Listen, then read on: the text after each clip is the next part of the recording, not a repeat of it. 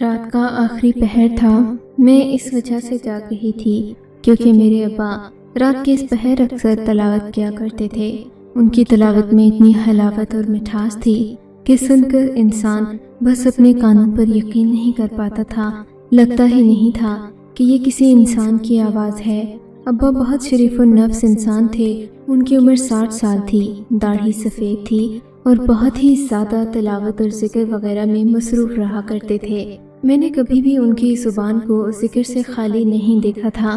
میں جب بھی آتی دیکھتی تو ابا ہر وقت ذکر میں مصروف ہوتے تھے اور رات کے وقت وہ خصوصاً نماز اور تلاوت میں مشغول رہا کرتے تھے۔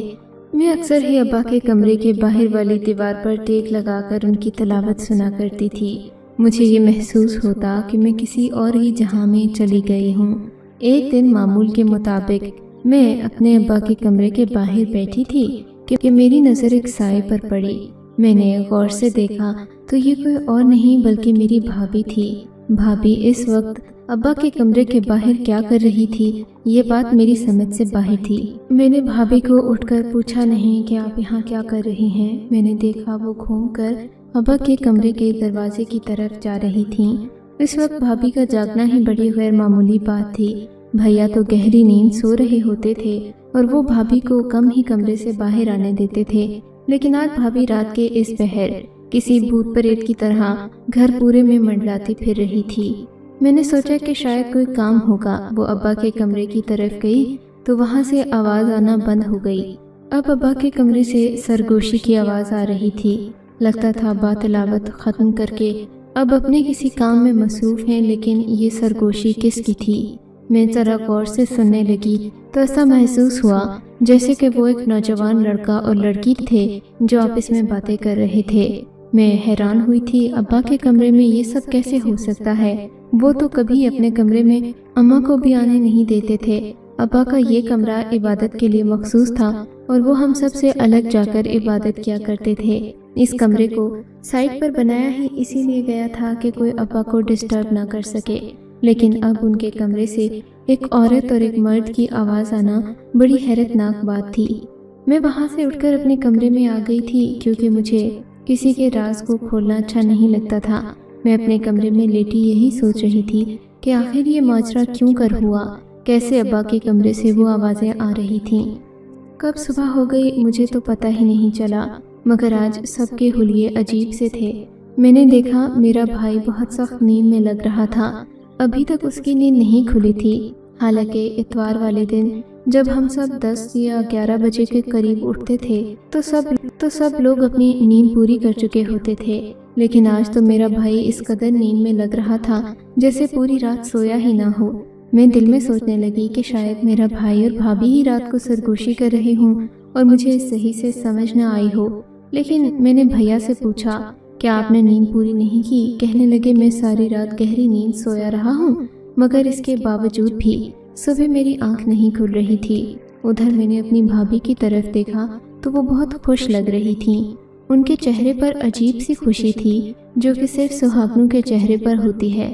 مجھے لگا جیسے بھابھی میرے بھائی سے دور رہ کر بھی بہت خوش ہے، حالانکہ بھابھی کا چہرہ ایک مختلف کہانی بتا رہا تھا۔ میرا بھائی کسی سوچ میں کھویا ہوا تھا کہ بھابھی نے اس سے کہا آج وہ اپنے میکے جانا چاہتی ہیں۔ بھابھی کی یہ بات سن کر بھائی نے انہیں بیزاری سے دیکھا اور بولا کہ تم خود چلی جاؤ، مجھے نیند آ رہی ہے۔ اتنی نیند مجھے آج سے پہلے جاؤ، مجھے نیند آ رہی ہے۔ اتنی نیند مجھے آج سے پہلے کبھی نہیں آئی۔ ابا آج سارے معاملے میں چپ چاپ تھے، بالکل ایسے جیسے انہوں نے کوئی سانپ سونگھ لیا ہو۔ ابا بھابھی کو ناراضگی بھری نظر سے دیکھ رہے تھے مگر منہ سے کچھ نہیں بولے۔ ابا کی عادت تھی کہ وہ کسی کو بھی ڈانٹتے ڈپٹتے نہیں تھے۔ شاید آج ابا جان ہم سب میں سے کسی کے ساتھ ناراض تھے، اسی لیے انہوں نے خاموشی اختیار کر لی تھی۔ حسب معمول میں بھی خاموشی رہی۔ اماں بھی بہت پریشان نظر آ رہی تھیں۔ لگتا تھا جیسے کوئی ایسی پریشانی ہے جو ابا اور اماں کے درمیان باہم ہے، لیکن کوئی بھی اس بات کو کھول نہیں رہا تھا۔ تھوڑی ہی دیر کے بعد بھابھی نے اپنا سامان پیک کیا اور کہنے لگی کہ مجھے اپنی اماں کے گھر جانا ہے۔ فضل اگر آپ آ سکتے ہیں تو چلیں، ورنہ میں اکیلی بھی چلی جاؤں گی۔ فضل بھائی نے بھابھی کی بات کا جواب دینے کی بجائے اپنے کمرے کا رخ کیا۔ میں ان کے پیچھے پیچھے گئی۔ میں نے دیکھا وہ بیڈ پر اوندھے منہ پڑے سو رہے تھے۔ بھابھی اپنا بیگ لے کر ہی رکھائی کے ساتھ مجھے جواب دیا تھا، جبکہ آج سے پہلے وہ ہمیشہ بڑی محبت سے پیش آیا کرتی تھی۔ خیر، ان کے میکے جانے کے بعد میں نے دیکھا ابا پھر اپنے عبادت والے کمرے میں چلے گئے۔ حالانکہ اس کمرے میں وہ صرف رات کے وقت جایا کرتے تھے، لیکن آج دن کو بھی اپنے حجرے میں ہی بند رہے۔ اماں نے بھی ان سے کوئی بات نہیں کی تھی۔ میں نے اماں کے کمرے میں آ کر دیکھا تو وہ بھی جائے نماز پر بیٹھی مصلی پر ذکر کر رہی تھیں۔ یہ بات دونوں کے لیے بہت ہی پریشان کن تھی، جو انہیں ذکر کرنے پر مجبور کر رہی تھی، کیونکہ دن کے وقت وہ ایسا کبھی نہیں کیا کرتے تھے، سوائے اس کے کہ کوئی بہت بڑی پریشانی ہو۔ اماں نے مجھے کہا کہ تم شام کا کھانا بناؤ۔ میں ابھی کچن میں ہی موجود تھی کہ گھر کے دروازے پر دستک ہونے لگی۔ میں نے جا کر دروازہ کھولا تو سامنے موجود کھڑی ہستی کو دیکھ کر بہت حیران ہوئی تھی۔ وہ کوئی اور نہیں بلکہ میری بھابھی تھیں۔ ان کے ساتھ ان کی اماں بھی تھیں۔ اماں تو میرے دیکھتے ہی واپس چلی گئیں اور جا کر اپنی گاڑی میں بیٹھ گئیں، جبکہ ان کی بیٹی منہ بسورے اندر داخل ہوئی۔ کیا بات ہے بھابھی، آپ کی امی ادھر بھی نہیں آئیں اور ہم سے بھی کوئی بات نہیں کی؟ آپ واپس کیسے آ گئیں، وہ بھی اتنی جلدی؟ آپ تو ایک ہفتے کے لیے رہنے گئی تھیں۔ بھابھی نے میری طرف دیکھا تو غصے سے بولی، کیوں؟ میرا اپنا گھر ہے، میں وہاں پر ایک ہفتہ رہوں یا ایک دن، تمہیں اس سے کیا مسئلہ؟ کیا تمہیں میرے یہاں آنے پر خوشی نہیں ہوئی؟ یہ بات کہہ کر وہ اندر چلی گئی۔ میں نے اس کی آنکھوں کی طرف غور سے دیکھا تو وہاں لال ڈوریاں تھیں، یعنی کہ بھابھی کافی دیر تک روتی رہی تھی۔ اس کے رونے کا سبب کیا تھا یہ تو میں خود نہیں جانتی تھی، لیکن بات بڑی عجیب سی تھی کہ ماں کے گھر جا کر وہ فوراً ہی 2-3 گھنٹوں کے بعد لوٹ بھی آئی اور اس کی آنکھیں بھی رو رو کر سوکھ چکی تھیں۔ میں نے بھابھی کو اس طرح سے دیکھا تو پوچھ ہی لیا، کیا بات ہے بھابھی، آپ اپنی پریشانی مجھے نہیں بتائیں گی؟ نہیں بتاؤں گی، تمہارے باپ کو تو پتا ہے نا میری پریشانی کیا ہے؟ پتہ نہیں کو تو پتا ہے نا میری پریشانی کیا ہے؟ پتہ نہیں یہاں پر کوئی بولتا کیوں نہیں ہے؟ اب میں تمہیں بھی کوئی بات بتاؤں گی تو تم بھی میری نہیں سنو گی، بلکہ اپنے باپ یا بھائی کی حمایت کرو گی۔ یہ کہہ کر بھابھی اپنے کمرے میں چلی گئی اور میں ہکا بکا بس دیکھتی ہی رہ گئی کہ آخر اس گھر میں ہو کیا رہا ہے۔ کافی دیر گزر گئی تھی۔ میں نے سوچا کہ میں جا کر ابا سے بات کروں گی، لیکن ابا اپنے حجرے میں یوں بند ہو کر رہ گئے جیسے کہ انہیں سانپ نے سونگھ لیا ہو۔ پھر شام کو انہوں نے حجرے سے پیغام بھجوایا کہ مجھے رات کا کھانا حجرے میں ہی دیا جائے۔ ابا کی یہ بات بڑی ہی حیران کن تھی۔ خیر، اماں نے مجھے کھانا دیا۔ میں نے کھانا جا کر ابا کے کمرے میں رکھ دیا۔ اس وقت ابا اپنے کمرے کے ساتھ موجود غسل خانے میں تھے۔ یوں مجھے ابا سے بات کرنے کا موقع نہیں مل سکا، مگر سامنے مصلی پر قرآن پاک پڑا ہوا تھا، جس سے معلوم ہوتا تھا کہ ابا ابھی بھی مسلسل تلاوت ہی کر رہے تھے۔ میں وہاں بیٹھ کر ابا کے باہر آنے کا انتظار بیٹھی۔ تم یہاں پر کیوں بیٹھی ہو؟ ابا نے سوالیہ انداز میں پوچھا تو میں نے کہا کہ بھابھی کی طبیعت خراب ہے، انہیں کوئی پریشانی ہے، آپ ہی ان کا مسئلہ حل کر دیں۔ کہتی ہیں کہ نہ ہی میرا سسر اس معاملے میں بولتا ہے، نہ میرا شوہر، میرے مسئلے کسی کو نظر نہیں آتے۔ میری بات سن کر ابا مسکرائے اور بولے، جا کر اپنی بھابھی سے کہو کہ آ کر مجھ سے دم ڈلوا دے، ٹھیک ہو جائے گی۔ اسے نظر ہو جاتی ہے اور اکثر عورتوں کو نظر کا مسئلہ رہتا ہے، تم جاؤ جا کر اسے میرے حجرے میں بھیجو۔ میں نے جا کر یہ بات بھابھی کو بتائی تو بھابھی نے ناگواری سے مجھے دیکھا، پھر کہنے لگی کہ میں رات کو جاؤں گی۔ ایسا کہتے ہوئے اس کی آنکھوں میں ایک عجیب سی چمک تھی، پتہ نہیں کس چیز کی چمک تھی، لیکن وہ ایسے خوش ہوئی تھی جیسے اسے برسوں کی مراد پوری ہو گئی ہو۔ میں نے یہ بات امی کو نہیں بتائی تھی کیونکہ اتنی چھوٹی چھوٹی باتیں کرنا میرا شیوا نہیں تھا، لیکن رات کو کھانے کے بعد ابا نے بھابھی کو اشارہ ضرور کیا تھا کہ بیٹی میرے کمرے میں کسی چیز کے اثرات ہیں، اسی طرح رہیں تو تمہاری صحت گر جائے گی، دم کروا کر چینی اور پانی بھی لے جاؤ اور مجھ سے دم بھی ڈلوا لینا، میں عشاء کی نماز پڑھنے جا رہا ہوں۔ ابا یہ کہہ کر اپنے کمرے میں چلے گئے۔ میں نے دیکھا بھابھی اپنے کمرے میں چلی گئی۔ جب واپس آئی تو مجھے نہیں پتا کہ وہ کس حال میں ابا کے کمرے میں گئی تھی، لیکن اسے کمرے میں گئے ہوئے تقریباً 15 سے 20 منٹ گزر چکے تھے۔ مجھے یہ بات عجیب لگی کہ وہ اتنی دیر سے وہاں کیا کر رہی ہے۔ تقریباً آدھا گھنٹہ مزید گزرا تھا کہ میرے ابا کے کمرے سے ایک عورت کی چیخ کی آواز سنائی تھی۔ میں حیران ہو گئی۔ پہلے مجھے لگا یہ میرا وہم ہے، لیکن پھر بھابھی کی چیخ و پکار بڑھتی ہی گئی۔ بالآخر میں، میری امی، بھائی لوگ سب باہر آ کر صحن میں کھڑے ہو گئے۔ دیکھا تو یہ چیخیں ابا کے کمرے سے آ رہی تھیں۔ ہم لوگ ابا کے کمرے کی طرف بڑھے تو وہاں پر مکمل اندھیرا چھایا ہوا تھا، جبکہ میری بھابھی کی رونے کی آوازیں بھی آ رہی تھیں۔ بھیا نے فوراً کمرے کی روشنی جلائی۔ میں نے سامنے دیکھا تو شرم سے آنکھیں جھک گئی تھیں۔ بھابھی تو عجیب و غریب حال میں نیچے فرش پر ایسے پڑی تھیں جیسے کسی نے ان پر ظلم و تشدد کر دیا ہو، اور وہ کافی دیر سے درد میں تڑپ رہی ہوں۔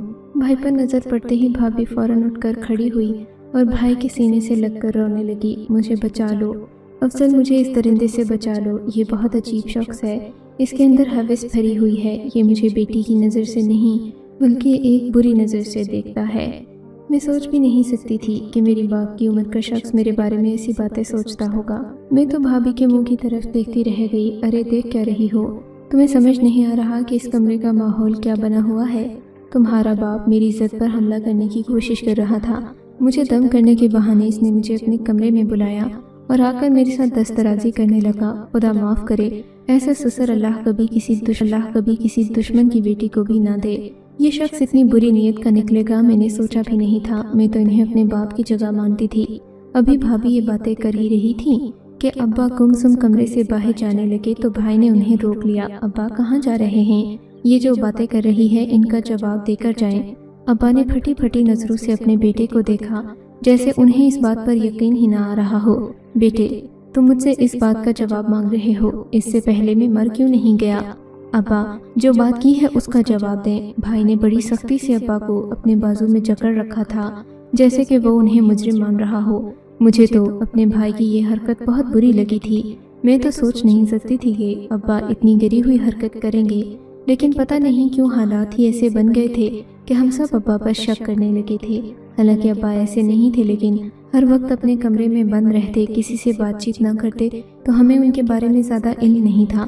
میری امی ابا کے ساتھ ابا پر الزام لگا رہے ہیں۔ میں اپنے شوہر کو اچھے سے جانتی ہوں، میں نے آپ کے ساتھ زندگی کے 40 سال گزارے ہیں۔ آپ ایسا نہیں کر سکتے، ایسا کرنا تو دور کی بات، آپ ایسا سوچ بھی نہیں سکتے۔ میرے ابا اماں کی یہ بات سن کر وہیں پر بیٹھ گئے تھے، جبکہ بھائی اپنی بیوی کو لے کر کمرے سے باہر آ گیا۔ مجھے عادت تھی کہ میں ہمیشہ ان کے کمرے کے باہر گھومتی پھرتی رہتی تھی، یا تو کبھی میں واک کرتی یا کوئی نہ کوئی بہانہ میرے پاس ہوتا تھا جس کی وجہ سے میں ان کے کمرے کے باہر موجود رہتی تھی۔ میں نے دیکھا بھائی اپنی بیوی سے وعدے اور قسمیں نبھا رہا تھا، جبکہ بھابھی منہ بھر بھر کر میرے ابا پر الزام لگا رہی تھی۔ کہنے لگی کہ میں آپ کے ابا کی وجہ سے بولتی نہیں تھی، آپ کا رشتہ ان کے ساتھ بہت احترام اور عقیدت کا ہے، لیکن وہ مجھے ہمیشہ ایسی ہی نظر سے دیکھتے تھے۔ اس سے پہلے بھی بہت بار ایسا ہوا، لیکن میں نے آپ کو بتایا نہیں۔ بس اب آپ مجھے جلدی سے اس گھر سے دور لے جائیں تاکہ ہم دونوں الگ رہ سکیں۔ میرا بھائی یہ باتیں کر رہا تھا، میں اپنے کمرے میں آ گئی مگر صبح ایک بہت اندھوناک خبر ہمارا انتظار کر رہی تھی۔ ابا ناشتے پر نہیں آئے۔ اماں نے مجھ سے پوچھا کہ تم جا کر انہیں جگا کر لے آؤ۔ بھائی کہنے لگا کہ وہ کس منہ سے ہمارے سامنے آ کر بیٹھیں گے۔ بھائی کی یہ بات سن کر مجھے برا لگا تھا۔ میں جلدی سے ابا کے کمرے میں گئی، وہ کمرے کا دروازہ نہیں کھول رہے تھے۔ میں نے آ کر بھیا کو بتایا۔ امی اور بھیا پریشان ہو گئے۔ ہم نے ابا کا کمرے کا دروازہ کھولا تو وہ جیسے آخری سانسیں لے رہے تھے، ان کے چہرے پر ٹھنڈے پسینے تھے اور آنکھیں بے نور ہو چکی تھیں۔ ہم فوراً سے ابا کو ہسپتال لے گئے، مگر ڈاکٹرز نے بتایا کہ ابا کو ہارٹ اٹیک ہوا ہے اور بہت ذہنی پریشانی کی وجہ سے وہ اس دنیا سے جا چکے ہیں۔ ابا کی موت نے ہم سب کو ہلا کر رکھ دیا۔ بھائی تو مارے پچھتاوے کے رونے لگا۔ بھائی نے سوچا نہیں تھا کہ اس کا باپ اسے اتنی جلدی چھوڑ کر چلا جائے گا۔ جس باپ پر اس نے اتنا گھنونا اور گندا الزام لگایا، اس کی صفائی دینے سے اس باپ کو اتنی شرم اس دنیا سے ہی کوچ کر لی۔ بھائی کو احساس تو ہو چکا تھا کہ اس نے جو بھی کیا بہت غلط کیا، لیکن اسی وجہ سے وہ ابا کے جنازے پر بہت سخت رو رہا تھا۔ اس کی آنکھوں میں آنسو تھے اور لگتا تھا جیسے وہ خود کو کبھی معاف نہیں کر پائے گا۔ ہر بار یہی کہتا کہ یہ سب کچھ میری بیوی کی وجہ سے ہوا ہے، وہ میرے ابا کی قاتل ہے، اسے بلاؤ، کہاں ہے وہ؟ میں آس پاس دیکھ رہی تھی، بھابھی تو مجھے کہیں بھی نظر نہیں آئی تھی، نہ ہی وہ مجھے نظر آئی اور نہ اس نے مجھ سے دوبارہ بات کی تھی۔ مجھے یاد پڑتا ہے کہ آخری بار وہ مجھے تب ہی ملی تھی جب ہم لوگ ابا کو ہسپتال لے کر جا رہے تھے اور اس نے مجھے سفید رنگ کی شال لا کر دی تھی۔ اس کے بعد وہ مجھے نظر نہیں آئی تھی۔ میں نے اماں سے پوچھا تو کہنے لگی، خدا غارت کرے اسے، جہاں گئی ہے دفع ہونے دو، مجھ سے دوبارہ اس کا نام مت لینا۔ اماں کی آنکھوں میں اپنی بہو کے لیے غصہ تھا، جبکہ بھائی بھی اپنی بیوی سے ناراض تھا۔ ہم لوگ اپنے ابا کے جنازے کے کفن دفن میں لگے ہوئے تھے۔ سب لوگوں نے ہم سے پوچھا کہ آپ کے ابا اسی عمر میں کیسے اللہ کو پیارے ہو گئے۔ ہم انہیں کیا بتاتے کہ گھر کے ناگ ہی انہیں ڈس گئے تھے، لیکن بھابھی کی گمشدگی اب ہمیں کھٹک رہی تھی اور پریشان بھی کر رہی تھی۔ سب لوگ بھابھی کا بھی پوچھ رہے تھے۔ ہم نے بھابھی کے ماں باپ سے پوچھا کہ آپ کی بیٹی کہاں گئی، تو کہنے لگی کہ وہ تو ہمارے گھر کی طرف نہیں آئی، جس دن آئی تھی تو میں نے اسی دن اسے اپنے گھر سے بھیج دیا تھا۔ بھابھی کی ماں بھی اپنی بیٹی سے ناراض لگتی تھی، لیکن ہمارے سامنے بھرم رکھا۔ ہم سے اپنی بیٹی کے خلاف کوئی بات نہیں کی تھی، لیکن پریشان وہ بھی تھیں۔ کہنے لگیں کہ اگر اس کا کچھ پتہ چلے تو ہمیں بھی بتائیے گا، وہ کب سے غائب ہے۔ گھر سے سب مہمان جا چکے تھے۔ میرے دل میں خیال آیا کہ کیوں نہ میں ابا کے کمرے میں جاؤں، ان کی یادیں تازہ کر لوں، ان کے کمرے کو دیکھوں، ان کی استعمال شدہ چیزوں کو کہیں صدقہ کر دوں تاکہ ابا کی روح کو سکون پہنچے۔ لیکن میں نے جیسے ہی ابا کے کمرے کے دروازے پر دستک دی، دیکھا تو وہ اندر سے بند تھا۔ یہ دیکھ کر میں حیران ہو گئی تھی۔ میرے ابا کی تو وفات ہو گئی تھی، اب اس کمرے میں کون تھا؟ دروازے کو میں دوبارہ سے کھولنے کی کوشش کرنے لگی۔ میں نے فوراً نہ کر یہ بات اپنے بھائی کو بتائی۔ بھائی میری طرف پریشان ہو کر دیکھنے لگا، اماں بھی آئی۔ ہم سب مل کر دروازے کو توڑنے کی کوشش کرنے لگے۔ تبھی اندر سے ایک چیخ کی آواز آئی۔ یہ آواز کسی اور کی نہیں بلکہ میری بھابھی کی تھی۔ دروازے کو مت توڑو، خدا کے لیے مجھے یہاں رہنے دو۔ بھابھی کی آواز اب واضح آئی تھی۔ کیوں رہنے دیں؟ تم نے ہم سب کو پریشان کر رکھا ہے، باہر آؤ، سب مہمان تم سے ملنا چاہتے ہیں۔ اماں نے بھابھی کو باہر آنے کے لیے کہا، مگر وہ خدا تعالیٰ کے واسطے دینے لگی کہ یہ دروازہ مت کھولیں۔ لیکن بھائی نے دروازے کو کھول کر ہی دم لیا تھا۔ دروازہ ٹوٹ کر آگے جا گرا، لیکن بھابھی نے ایک ذرا بھی حرکت نہیں کی تھی، یہاں تک کہ ان کے سر پر زخم آ گیا، لیکن وہ ہلی ہی نہیں۔ مگر جب بھابھی پر نظر پڑی تو میرے تو جیسے پاؤں تلے سے زمین ہی نکل گئی تھی۔ میں تو سوچ نہیں سکتی تھی کہ اللہ کا عذاب اتنی ہے۔ جو میری بھابھی کے ساتھ ہوا تھا وہ بہت ہی برا تھا۔ بھیا تب تک کمرے میں نہیں تھا۔ بھابھی کو امی نے کہا کہ تم جا کر اپنے شوہر کے کمرے میں رہو، یہاں سے نکلو، یہ میرے شوہر کا کمرہ ہے۔ اماں نے انہیں نکال تو دیا تھا، لیکن بھابھی نے اپنے چہرے پر دوپٹہ اوڑھ رکھا تھا۔ اس نے امی کو بھی اپنا چہرہ نہیں دکھایا تھا، بس میری ہی نظر پڑی تھی۔ بھائی باہر دروازے پر کسی سے باتیں کر رہا تھا۔ بھابھی اس کے کمرے میں جا چکی تھی۔ تھوڑی ہی دیر کے بعد بھائی واپس آیا اور مجھ سے پوچھا کہ وہ کہاں گئی ہے۔ میں نے اشارہ کیا کہ تمہارے کمرے میں گئی ہے۔ بھائی اپنے کمرے میں گیا تو چیختا ہوا باہر آیا۔ اس کے چہرے پر بھی وحشت تھی اور پریشانی تھی۔ اماں اماں اسے بچا لو، یہ کہہ کر بھائی نے اماں کے پیچھے یوں بنا لی جیسے چھوٹا بچہ اپنی ماں کے ساتھ چپکتا ہے۔ کیا کر رہے ہو بیٹا؟ تم اپنی بیوی سے ڈر گئے؟ وہ ایک عورت ہے، کوئی ڈائن تو نہیں کہ تم میرے پیچھے چھپ رہے ہو؟ امی نے بھائی کو ڈانٹ دیا تو بھائی کہنے لگا، نہیں امی، وہ ڈائن نہیں ہے، لیکن مجھے اس سے ڈر لگ رہا ہے، بلکہ آپ چل کر اسے خود دیکھ لیں، کیا حلیہ بن گیا اس کا۔ بھائی یہ کہہ کر اماں کو اندر لے گئے۔ اماں بھی اندر جا کر خاموش ہو گئی تھی۔ میں تو پہلے ہی بھابھی کا حال دیکھ چکی تھی، بس پھر کیا تھا۔ اسی وقت انہوں نے اپنی بہو کی انگلی پکڑی اور بولی، اس کمرے سے نکل جاؤ، اس گھر سے چلی جاؤ، تم نے اس گھر کو بہت تباہ کر دیا، خدا کے لیے اب ہمارا پیچھا چھوڑ دو۔ اماں نے یہ بات بول تو دی تھی، لیکن اگلی ہی خبر نے انہیں مزید چونکا دیا۔ بھابھی اب اکیلی نہیں تھی، اس کے وجود میں ایک اور وجود بھی پل رہا تھا جو کہ ان کی ہی اولاد تھا۔ اماں سر پکڑ کر رہ گئی، اے اللہ تو نے کس آزمائش میں ڈال دیا ہے۔ اماں اسی شام اپنے شوہر کی قبر پر گئی تھیں۔ ان کی پریشانی دیکھنے والی تھی، مگر پھر بھی وہ اپنی بہو کے لیے راستے صاف کرنا چاہتی تھیں۔ انہوں نے اپنی بہو سے کہہ دیا کہ تم اپنے کمرے میں ہی رہنا، باہر مت آنا، میں جا کر اپنے شوہر کی قبر پر دعا مانگوں گی، اس سے معافی مانگوں گی۔ تم نے اللہ کے اس نیک بندے پر جو گندا گھنانا الزام لگایا، یہ سب اسی کا نتیجہ ہے، تمہیں اللہ کی طرف سے سزا ملی ہے۔ بھابھی نے کسی کی بات کا کوئی جواب نہیں دیا، دیتی بھی کیوں کر، وہ اب قصوروار تھی اور اسے اس قصور کی سزا ملنا ہی تھی۔ اماں نے جا کر اپنے شوہر کی قبر پر معافی مانگی، مگر قصور تو ان کا نہیں تھا۔ سو بھابھی کی جو شکل بگڑ چکی تھی، اس کی آنکھوں کا رخ ایسے پھرا ہوا تھا جیسے انسان کی نہیں حیوان کی آنکھیں ہوں، اور شکل بندر کی جیسی ہو گئی تھی۔ یہ سب دیکھ کر ہمیں بہت خوف محسوس ہوتا تھا۔ اماں کے دعا کرنے سے کچھ بھی نہ ہوا۔ ہم لوگ ایک عالم دین کے پاس گئے۔ انہوں نے بھابھی کو دیکھا تو یہ حالت دیکھ کر کہنے لگے، بیٹا اب اس کا ایک ہی حل ہے کہ تم نے جو کچھ بھی غلط کیا ہے، جو قصور تم نے کیا ہے، وہ ساری مخلوق کو اکٹھا کر کے بتانا ہوگا۔ ساری مخلوق کو ہم کیسے اکٹھا کریں؟ بھائی نے کہا، میرا مطلب ہے اس گاؤں میں جتنا جائے اور یہ عورت ان کے سامنے اپنا اعتراف جرم کرے گی۔ اگر اس نے ایک لفظ بھی غلط بتایا تو اس کا عذاب پہلے سے بڑھ سکتا ہے۔ ہمیں تو لگا تھا کہ بھابھی نے صرف ابا پر الزام لگایا تھا، مگر مولوی صاحب نے جب بتایا کہ اور بھی چیزیں ہیں جن کی وجہ سے آپ کے ابا کا دل دکھا ہوا ہے، اگر یہ آ کر سب کے سامنے نہیں بتائے گی تو اس کی شکل زندگی بھر یوں ہی رہے گی۔ مولوی صاحب نے استخارہ کر کے ہمیں بات تو بتا دی تھی، پر بھابھی کے لیے اس سب پر عمل کرنا مشکل تھا۔ بالآخر اس نے ہمت جمع کر ہی لی، کیونکہ وہ اس صورت کو ساری زندگی کے لیے قبول نہیں کر سکتی تھی۔ جب اس نے اعتراف جرم کیا تو وہ فہرست لمبی تھی۔ اس نے بتایا کہ وہ ابا کے کمرے کے باہر ایک لڑکے سے ملا کرتی تھی جو اس کا پرانا عاشق تھا۔ اس سے ملنے اور اس کے ساتھ راتیں گزارنے وہ اپنے مائکے بھی جایا کرتی تھی۔ اس نے کالا جادو بھی سیکھنے کی کوشش کی تاکہ اپنے شوہر کو اپنا غلام بنا سکے، اس کی دولت ہتھیا سکے اور ساری زندگی اس کے پیسوں پر عیش کرے۔ اس نے یہ بھی کہا کہ یہ بچہ اس کے پیٹ میں ہے، اس کے شوہر کا نہیں، اس کے عاشق کا ہے۔ یہ سننا تھا کہ بھیا نے اسے ادھر ہی طلاق دے دی۔ اس کی صورت تو رفتہ رفتہ ٹھیک ہو گئی، مگر عزت نہ رہی۔ پوری زندگی وہ عزت کے لیے ترستی رہے گی، کیونکہ اس نے ایک ایسے انسان کی عزت پر ہاتھ ڈالا تھا جس کی عزت صرف زمین پر ہی